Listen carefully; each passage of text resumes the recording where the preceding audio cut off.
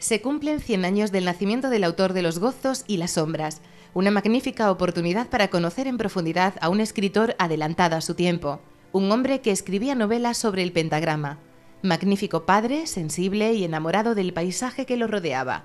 Una exposición itinerante conecta a un habitante único con los distintos lugares en los que desarrolló parte de su trayectoria. Bueno, pues hay objetos que él utilizaba, pero que siempre están seleccionados y están expuestos en función de las épocas a las que hace referencia, de los libros.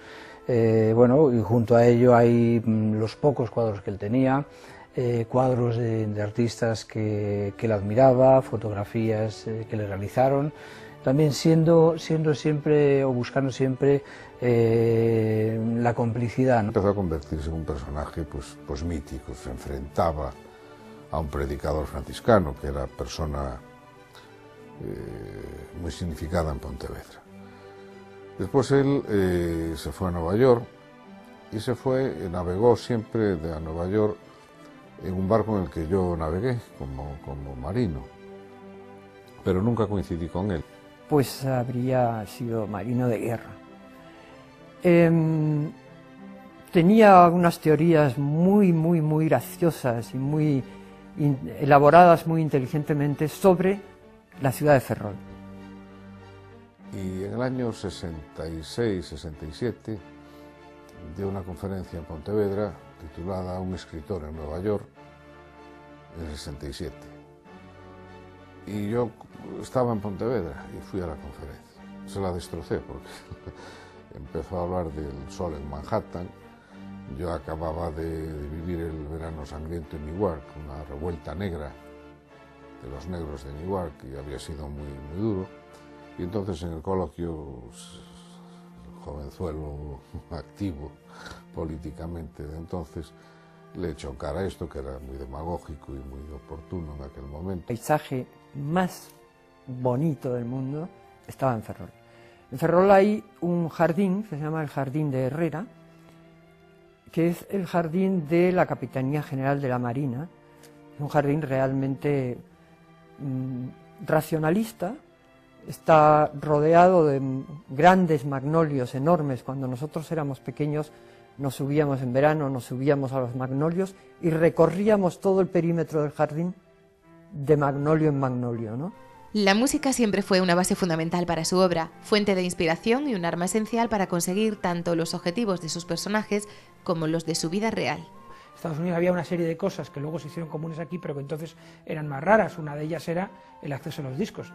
Comprar discos era muy barato y había una producción enorme y variadísima, y entonces él se dedicó a comprar y a conocer la música que le llamaba la atención, y pues era un hombre, sobre todo yo creo que en esa época lo que más hizo fue conocer música clásica de un repertorio muy amplio. Tuvo mucho interés por la música del barroco, ya he mencionado a Monteverdi o a Bach, pero también pues muchísimo de la música más tardía, Beethoven. O sea, pues allí compró todas las sinfonías de Beethoven, todos los cuartetos, que hoy en día parece un repertorio muy accesible, pero... Éramos pequeños y nos contaba cuentos, le gustaba mucho cantarnos nanas y recitarnos.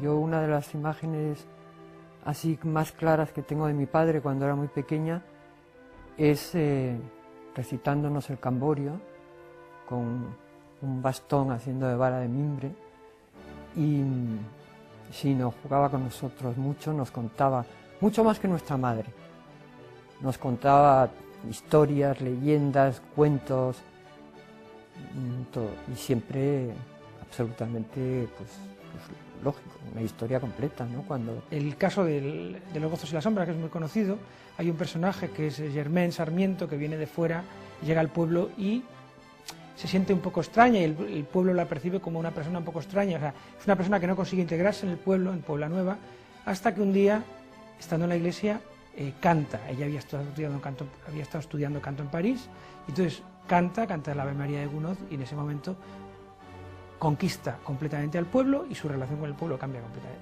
O sea, un personaje consigue integrarse en un contexto gracias a la utilización del canto. En estas exposiciones se recupera un documento muy importante para toda una generación de escritores, y son las grabaciones hechas con la propia voz de Torrente Ballester, y que son una muestra clara de su carácter perfeccionista. el momento en el que se recuperase uno de los legados, yo diría, más importantes, no de Torrente Ballester, sino de toda su generación, que es bueno, ese archivo sonoro. Torrente Ballester grababa a diario su voz.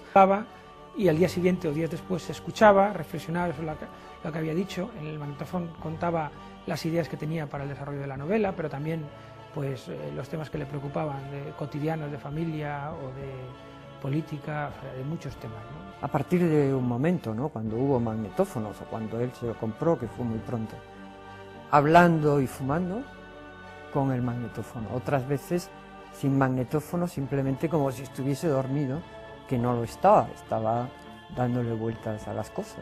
Era una especie de diario verbal y sonoro. Y hay un material que estaba en bobinas, estaba hasta este momento inédito, y se ha empezado a recuperar, ¿no? Entonces a nosotros esa parte sí nos parece una de las aportaciones esenciales de la exposición.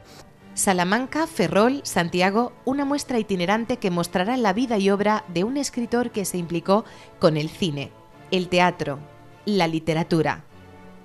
Hombre reivindicativo, sensible y buen padre. Cervantes, me compras un piano. Es una apuesta muy fácil, yo no tenía nada que perder.